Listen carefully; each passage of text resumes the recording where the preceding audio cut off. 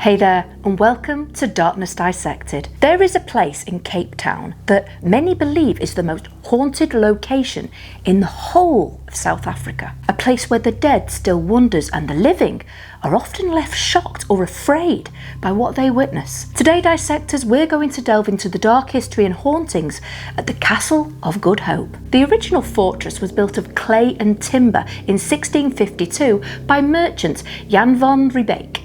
It was constructed to supply goods to ships passing by dangerous waters while travelling between the Netherlands and Indonesia, or East India as it was once referred to. There was a bakery, church, workshops, living quarters and more. But after gaining the rights to the best products, beating England's bid, the English were pretty peeved off, so declared war on the fortress. And let's face it, a fortress made of clay and timber wasn't going to hold up against their forces. So, a new castle was built between 1666 and 1679 by sailors, soldiers and slaves in a bid to protect themselves. Shaped like a pentagon, the 5 bastions were named Leerdam, Buren, Katsel Nillenbogen, I have so butchered that pronunciation, so I am sorry, Nassau and Aronje, after the titles given to Willem III van Aronje-Nassau. Nowadays, when soldiers are on guard during the late night shift, many have been left scared out of their minds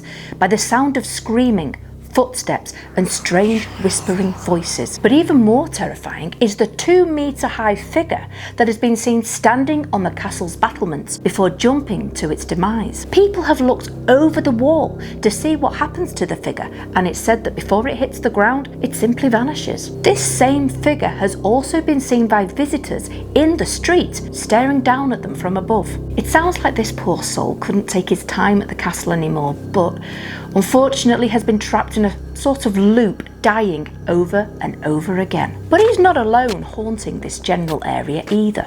There have been creepy stories about the sound of footsteps pacing backwards and forwards along the battlements. More alarming, since World War II, the sound of footsteps has been accompanied by a floating human figure with no legs. Unfortunately, it's not just deceased people you need to worry about here either, but a savage black dog.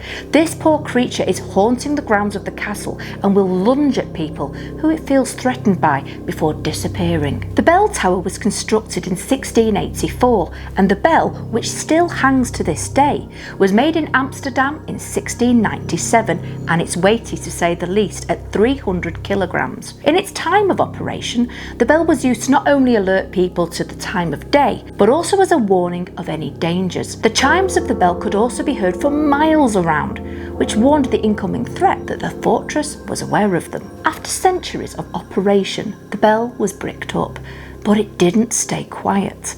Legend has it that long ago, a young soldier ended his life by hanging himself in the bell tower, and it seems he's the one that rings the bell, alerting people to his presence. From 1899 to 1902, the Castle of Good Hope was used as a prison during the Second Boer War. There is a story about a man named Frits Joubert Duquesne, who was the leader of the Duquesne spy ring, and he was brought here when captured. In a desperate attempt to escape his imprisonment, he managed to obtain an iron spoon and then slowly dug into the cement wall of his cell, creating an escape. Sadly though, things didn't go to plan when one night while inside the hole, a very large slab of concrete fell on top of him.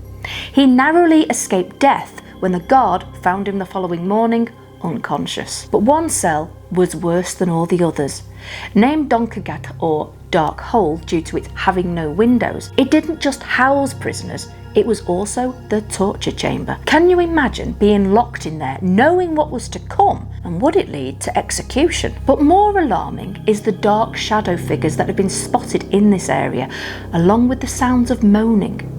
They may well have perished in the cell by other means though than torture, as during the winter months this area could flood up to 3 feet of water within a minute. And unfortunately for many prisoners who were chained to the walls, they had no way to escape the punishing waters and drowned. On April 23rd, 1728, 7 soldiers were sentenced to death by hanging by Governor Van Noot. When one of these men asked for their final wish right before death, he was denied by Van Noot, and this didn't go well with the prisoner. You see, after his wish was declined, he cursed Van Nood, something the governor wouldn't have long to be concerned over. You see, later that very same day, the governor was discovered in his office dead from a heart attack, and his spirit never left, as people today can sense the anger coming from him, while his spirit can be heard swearing and cursing people. Another spirit who has left the guards terrified at night is Lady Anne Bernard, who was the castle's first lady during the late 18th century. In her time, she would be responsible for entertaining dignitaries, and it seems she's still doing the same thing today. Her spirit is seen whenever important people visit the castle, wearing a ball gown amongst the grounds of the fortress, but especially the Cat Balcony Hall, where once upon a time she ate and danced the night away. Our last spirit identity is unknown, so is referred to as the Grey Lady. Wearing a long grey cloak, her spirit is seen walking the hallways at night before disappearing down a collapsed tunnel that was used long ago as a shortcut between the castle and Government House. A few years back though, things seem to have changed for the spirit as human skeletal remains were discovered. Since then, her activity has decreased, leading many to believe the remains were hers. This truly is a very haunted location, with other reports of cold spots and doors opening and closing on their own.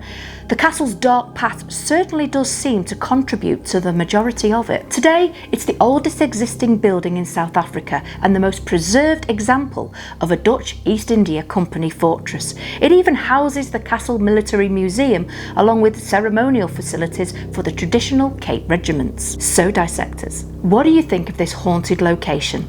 Is there any spirit that creeped you out and would hope never to come across? Or is there one that made your heart ache for them? I feel bad for the people who were chained up inside the dark hole. All that water rushing in when you're already freezing cold and scared, unable to escape to safety as the chains bite into your flesh. I mean, that's truly horrific. Have you visited this location? And if so, did you experience anything paranormal yourself or sense something strange about you? I'd love to hear your thoughts in the comments below. I hope you enjoyed today's episode, and until next time, my friends, stay safe out there.